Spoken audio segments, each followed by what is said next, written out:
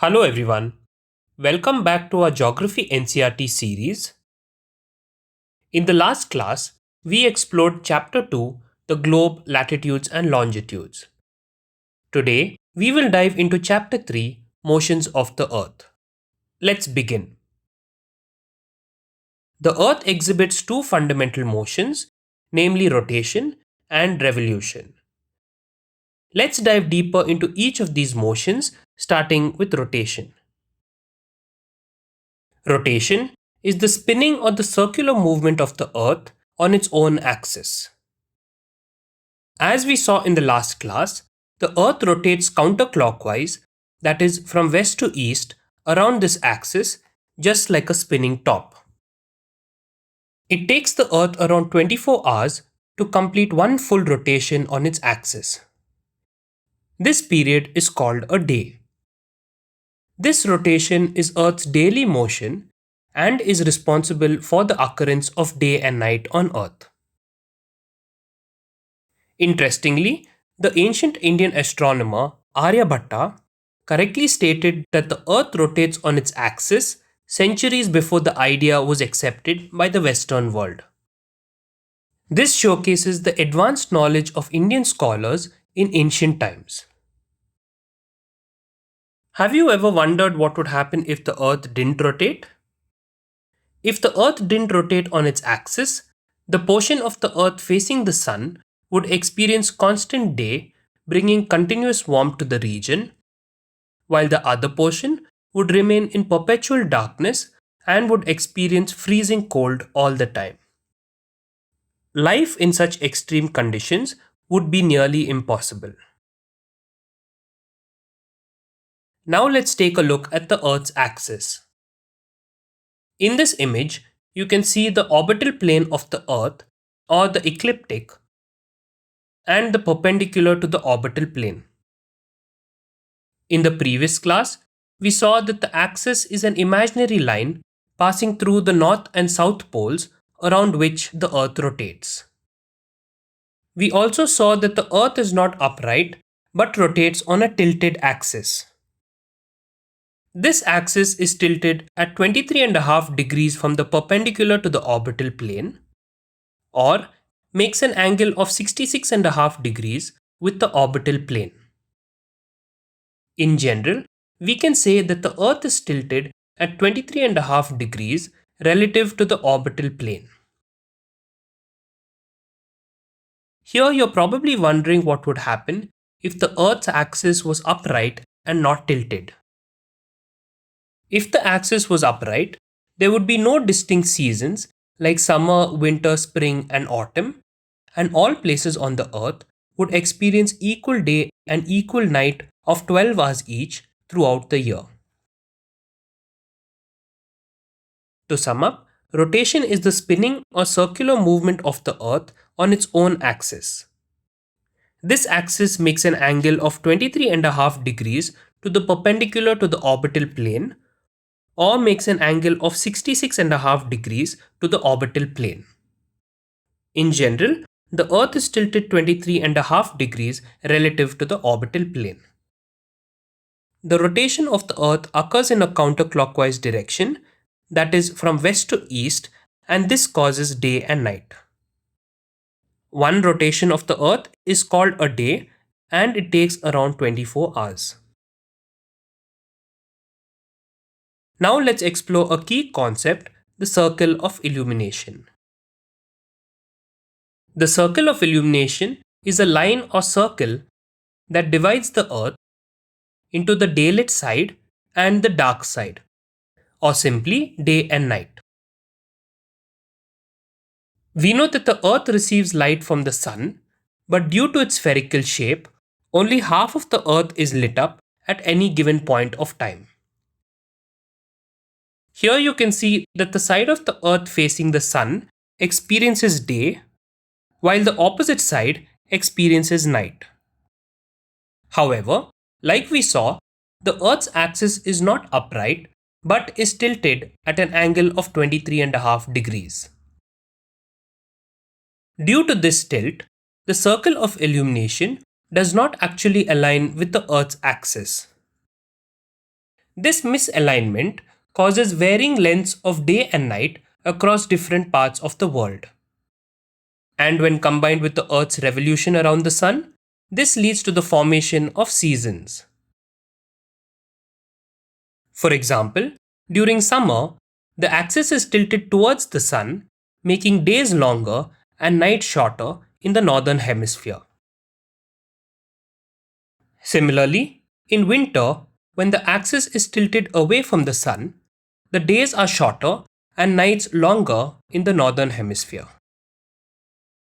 All this is due to the misalignment between the circle of illumination and the Earth's axis. However, if the Earth had no axial tilt, the circle of illumination would pass through both poles and every place on Earth would have equal 12-hour day and 12-hour nights all year long. Now that we've understood rotation and the circle of illumination, let's move on to the second fundamental motion of the Earth, revolution. At the same time the Earth spins on its axis, it also revolves around the Sun.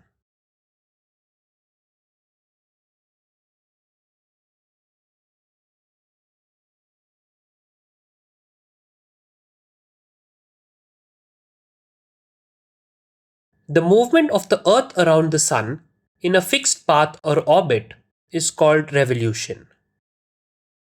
The Earth's orbit around the Sun is not a perfect circle, but rather an elliptical or oval shape. Further, the flat surface or imaginary plane in which the Earth revolves around the Sun is known as the orbital plane or the ecliptic. Simply put, the orbital plane or the ecliptic is an imaginary plane containing the Earth's orbit around the Sun. Most planets in the solar system revolve in orbits that lie close to this same plane. The Earth takes approximately 365 and a quarter days, or more precisely 365 days, 6 hours and 9 minutes to complete one full revolution around the Sun. This period is called a year. In other words, the Earth rotates 365 and a quarter times on its axis while completing one 360-degree revolution around the Sun. But for convenience, we round it off and count only 365 days as 1 year, ignoring the extra 6 hours. This extra 6 hours saved each year is added over a span of 4 years to make up one full day of 24 hours. This extra day is added to the month of February, which normally has 28 days. Therefore, every fourth year, February has 29 days, making that year 366 days long, and such a year is called a leap year. The last leap year was in 2024, and the next one will be in 2028. So to sum up, revolution is the movement of the Earth around the Sun in a fixed path or orbit. One revolution takes 365 and a quarter days, or more specifically 365 days, 6 hours and 9 minutes, and this is called a year. To avoid confusion, 1 year is taken as 365 days, and every fourth year we have a leap year of 366 days to compensate for the extra 6 hours. Revolution, along with the axial tilt, is the cause of seasons. Now let's look at this image showing the Earth revolving around the Sun. You'll notice something important. As the Earth moves along its elliptical path, its axis remains inclined in the same direction throughout its revolution. To understand this better, let's imagine Michael Jackson performing his famous gravity-defying lean on stage in front of an audience. Here, imagine that the Sun is like a spotlight at the center of the stage and Michael Jackson is circling or orbiting it. In every position, his lean stays constant. That is, he is always leaning towards the audience and not always towards the Sun. Similarly, The Earth's axis doesn't always lean towards the Sun, but stays fixed in the same direction during the entire orbit. Now back to this image, let's look at this position. In this position, he is leaning towards the Sun, and hence the light shines more on his upper half. While in this position, he is leaning away from the Sun, and hence the light will shine more on his lower half. In the other two positions, he neither leans towards the Sun nor leans away from it. Instead, his side faces the Sun. Hence, he receives equal light on the side that faces the Sun. Now let's apply this to the Earth in its orbit around the Sun. When the axis is tilted towards the Sun, the northern hemisphere receives more heat and light, and hence it is summer in the northern hemisphere.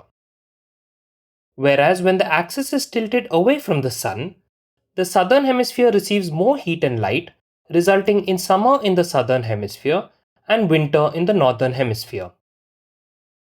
In between these, when neither hemisphere is tilted towards or away from the Sun, both hemispheres receive equal heat and light, and this results in the equinox, which we will see later in this video.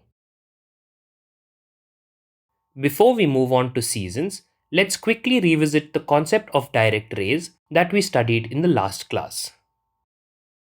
We learnt that the Sun's direct or perpendicular rays generally fall on the equator. But more accurately, overhead rays fall on any area where the ground surface is perpendicular to the Sun's incoming rays. That is, where the Sun appears directly overhead in the sky. However, because the Earth is not upright but tilted at 23.5 degrees relative to the orbital plane, the position of these direct rays shifts throughout the year. In summer, when the northern hemisphere is tilted towards the Sun, the direct rays fall on the Tropic of Cancer, that is 23.5 degrees north, due to the 23.5 degree axial tilt towards the Sun. And in winter, when the southern hemisphere is tilted towards the Sun, the direct rays fall on the Tropic of Capricorn, that is 23.5 degrees south, due to the axial tilt of 23.5 degrees away from the Sun. During equinox, neither hemisphere is tilted towards or away from the Sun, so the direct rays fall on the equator. Now let's look at the concept of solstice, where the axis is tilted either towards the Sun or away from the Sun in the northern hemisphere. Let's start with summer solstice. Let's now look at this image. You can observe that on 21st June, the northern hemisphere is tilted towards the Sun and the Sun's rays fall directly on the Tropic of Cancer. As a result, the areas around the Tropic of Cancer receive greater heat and sunlight. Since the northern hemisphere is tilted towards the Sun, it experiences summer with longer days and shorter nights. In fact, 21st June marks the longest day and shortest night in the northern hemisphere, and this position of the Earth is known as summer solstice in the northern hemisphere. During summer solstice, the Sun shines directly over the Tropic of Cancer. Meanwhile, the Arctic region falls within the zone of illumination, that is, the sunlit half of the Earth, for the whole day. If you look at the Antarctic region, it remains in continuous darkness as it is outside the zone of illumination. Beyond the Arctic Circle, the Sun does not set at all for at least one full day. This phenomena is known as polar day, where the Sun remains visible for 24 hours or more. The number of such days increases as you move towards the North Pole, where the Sun remains above the horizon for up to 6 months. This phenomena is also called the midnight sun. This is why countries like Norway are famously known as the land of the midnight sun, where the sun doesn't set for several weeks or even months. At the same time, in the southern hemisphere, the opposite occurs. While it is summer in the northern hemisphere, it is winter in the southern hemisphere. For the southern hemisphere, 21st June marks the winter solstice. Now let's take a look at winter solstice. On 22nd December, the southern hemisphere is tilted towards the sun, while the northern hemisphere is tilted away from the sun. As a result, the sun's direct rays fall on the Tropic of Capricorn, that is 23.5 degrees south. Therefore, areas near the Tropic of Capricorn receive more heat and sunlight. Since the southern hemisphere is tilted towards the sun, it experiences summer with longer days and shorter nights. At the same time, the northern hemisphere is tilted away from the sun, experiencing winter with longer nights and shorter days. Here, 22nd December marks the longest night and the shortest day in the northern hemisphere. And this position of the Earth is called winter solstice in the northern hemisphere. In contrast, it marks the summer solstice in the southern hemisphere. During the winter solstice, the sun shines directly over the Tropic of Capricorn, and the entire Antarctic region falls within the zone of illumination for the entire day. On the other hand, much of the Arctic region remains in continuous darkness.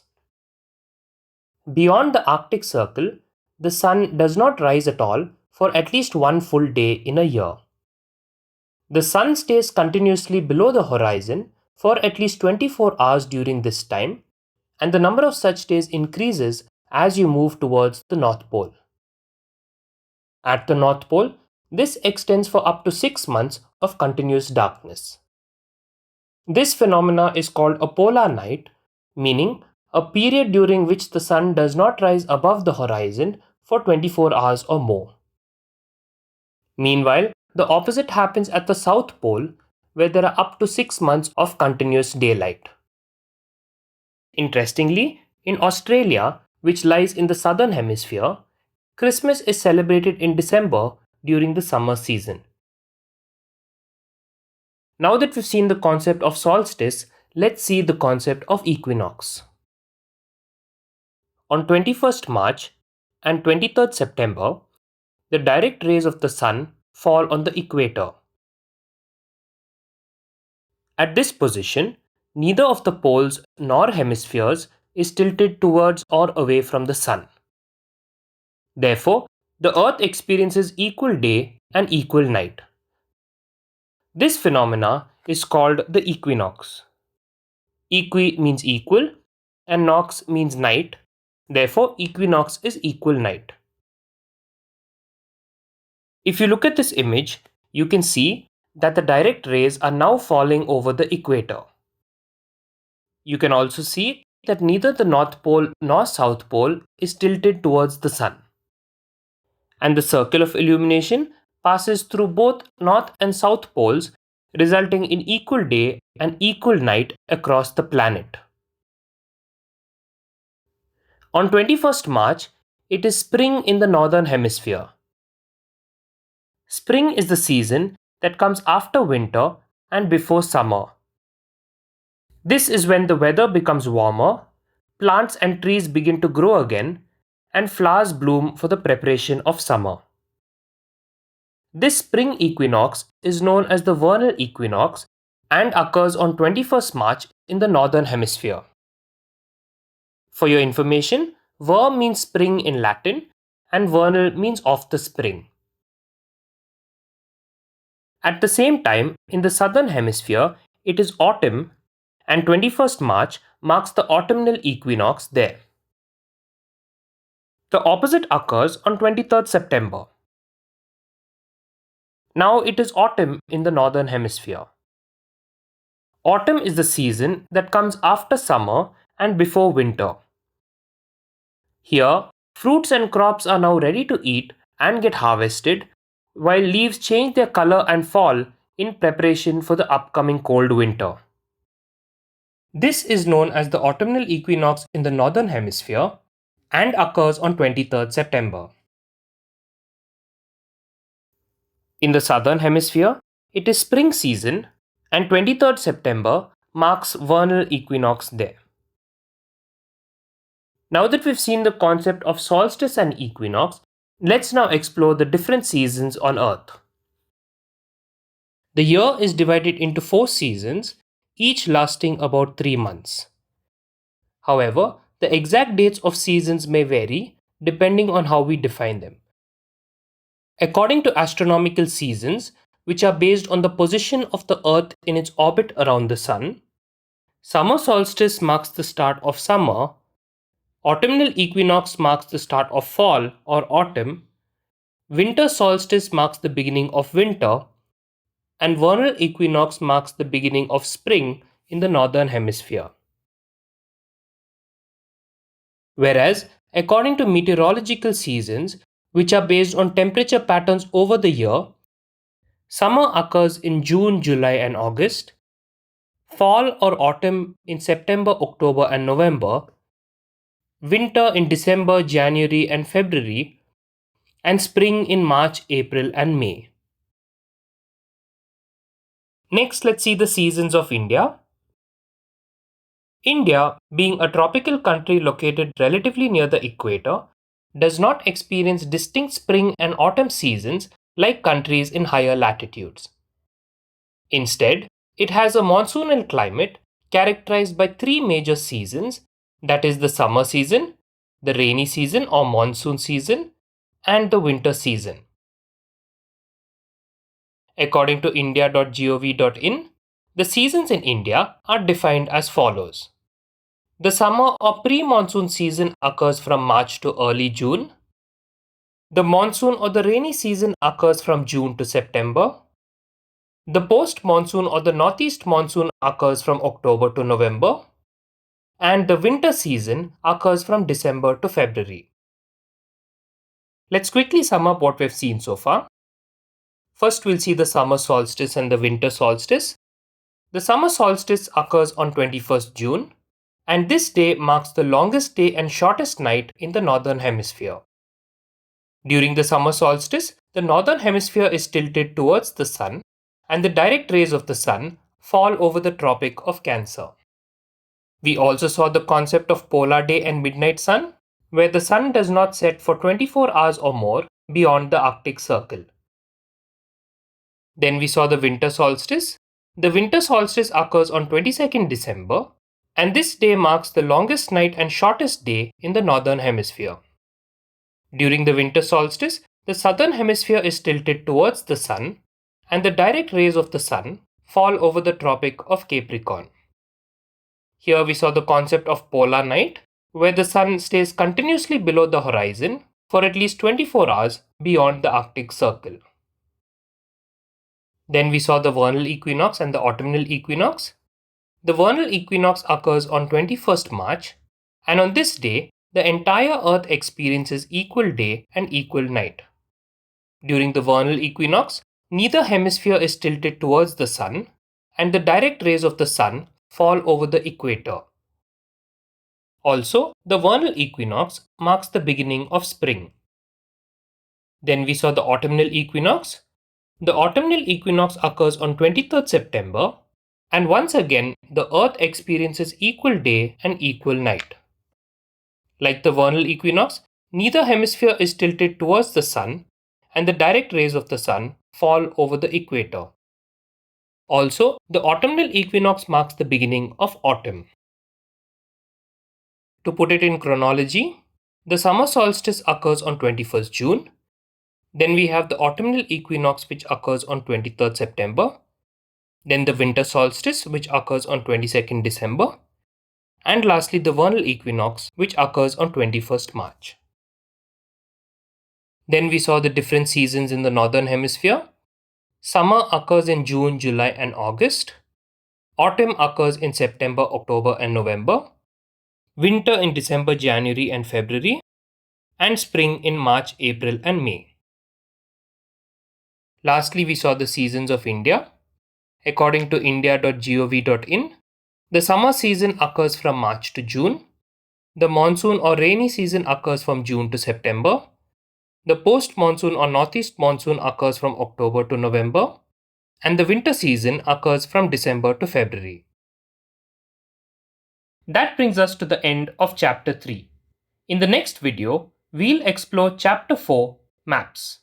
If you found this helpful, do like and share this video and subscribe to Clinch It for more such content. Thanks for watching, and I'll see you in the next one.